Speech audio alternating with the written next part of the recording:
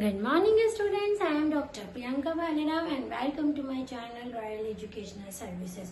तो आज हम M3 की ही फर्स्ट यूनिट जो हमारी है वेक्टर कैलकुलस को देखेंगे। स्टार्ट कर रहे हैं हम वेक्टर कैलकुलस। वेक्टर कैलकुलस, चूंकि वेक्टर से आप पहले से इंट्रोड्यूस हैं कि वेक्टर्स क्या होता है, फिर भी मैं आपको शॉर्ट में बता दूं। इसमें स्केलर फंक्शन होते हैं और वेक्टर फंक्शन होते हैं। स्केलर फंक्शन होते हैं इसके अंदर और हमारे वेक्टर फंक्शंस होते हैं। स्केलर फंक्शन क्या होते हैं, जो कि हमारे एक्स वाई जेड प्लेन पर रहते हैं, ठीक है। और वेक्टर फंक्शन की हम बात करते हैं तो इसके ऊपर जो भी फंक्शन रहता है, जैसे स्केलर फंक्शन है तो f x y comma z ऐसा रहेगा। यदि वेक्टर फंक्शन है तो ये आई जे और के जो नॉन कोप्लानर हमारे कंपोनेंट्स हैं, जो हमारे नॉन कोप्लानर वेक्टर्स हैं, उससे ये जुड़े हुए रहती हैं। जैसे x जो है वो i इसके साथ रहता है, y जो है वो j के साथ रहता है और k जो है वो z के साथ रहता है। तो जब ये वेक्टर के ऊपर ऐसा फंक्शन के ऊपर वेक्टर का सिंबल होता है, मतलब कि एरो लगता है और ये कुछ xi yj ये कैप रहती है इनके ऊपर और z के कैप होता है, तो आप इसको बोलते हो ये वेक्टर फंक्शन है। ये हम 12th क्लास में भी पढ़ चुके हैं वेक्टर फंक्शन, उसी का ये पार्ट है स्केलर और वेक्टर।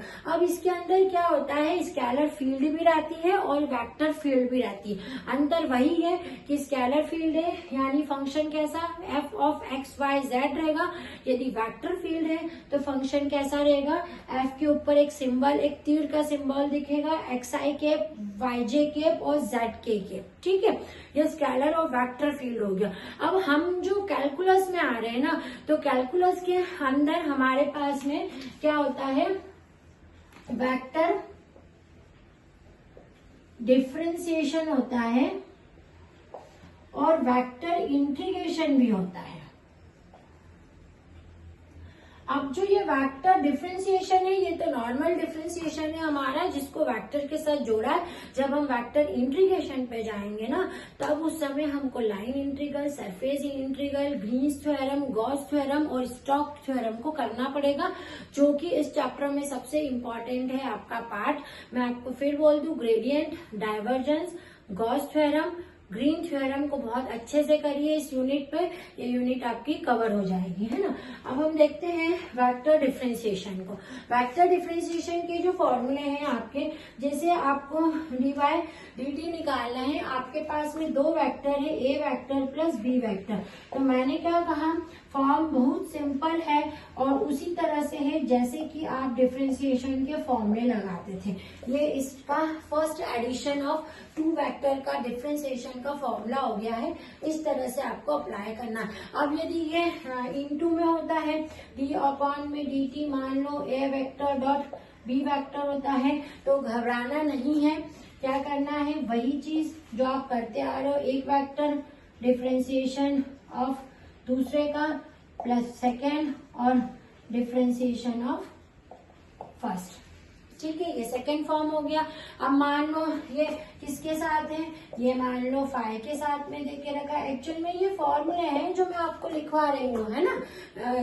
तो अब फाई के साथ में दे रखा, फिर से घबराने का नहीं है। फाई, एक बार फाई को रखा बाहर, डिफरेंशिएशन इसका, फिर ए को रखा और डिफरेंशिएशन फाई का। तो ये आपका डिफरेंशिएशन, वेक्टर डिफरेंशिएशन का तीसरा फॉर्म हो गया। अब वेक्टर डिफरेंशिएशन में आगे के फॉर्म कैसे होते हैं, मान लो आपको तीन वेक्टर देके रखे हैं, ए वेक्टर, बी वेक्टर और सी वेक्टर, है ना, और बोला है इनका डिफरेंशिएशन निकालना है। तो आपको क्या करना है, यहाँ पर डी बाय डी टी, पहले ए वेक्टर का निकालोगे, बी और सी वेक्टर को ऐसे ही रहने दोगे। आ रही मेरी बात समझ में, इनका अपना एक घर बना दोगे कि ये तुम्हारा है, ठीक है। अब दूसरा लिखेंगे हम यहाँ पर, है ना, ए वेक्टर, एक घर बनाएंगे, ए वेक्टर का हो चुका है ना डिफरेंशिएशन, अब इसको खाली पड़े रहने दो। अब किसका होगा, बी का, तो d by d t of b vector और सी वेक्टर को भी ऐसे ही रहने देना है। इसका घर बना दिया, प्लस लगाया। अब किसका बनेगा घर? सी का। तो प्लस करके क्या करेंगे हम? सी का। तो डी अपॉन में डी टी, या तो सीक्वेंस में चलो तुम लोग, है ना। ये ए वेक्टर, बी वेक्टर और किसका डिफरेंशिएशन करना है भैया? सी वेक्टर का। ये इनका घर बन गया।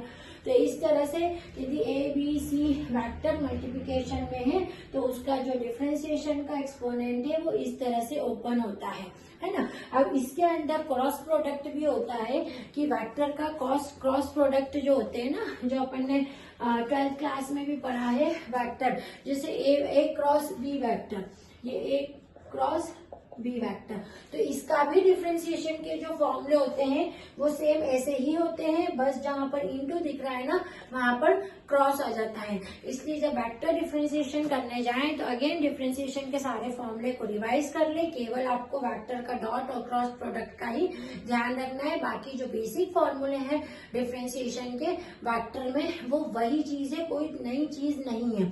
अब इसके साथ ही जब हम वेक्टर की बात करते हैं तो इसके अंदर ऑपरेटर भी आते हैं। ऑपरेटर में सबसे पहला ऑपरेटर है इसका डेल ऑपरेटर। कौन सा है इसका? Del operator. डेल ऑपरेटर, है ना। अब डेल ऑपरेटर को उल्टा ट्रायंगल से डिनोट किया जाता है। कैसे डिनोट किया जाता है? उल्टा ट्रायंगल। इसका फॉर्मूला होता है आई डेल अपॉन में डेल एक्स प्लस जे डेल अपॉन में डेल वाई प्लस के डेल अपॉन में डेल जेड। ये होता है आपका डेल ऑपरेटर, जो आपको ध्यान में रखना है। तो आप इसको नोट डाउन कर लीजिए। नेक्स्ट वीडियो में फिर से मिलते हैं वेक्टर कैलकुलस के साथ में, इसके आगे के ऑपरेटर और इससे रिलेटेड क्वेश्चन करेंगे। Thank you.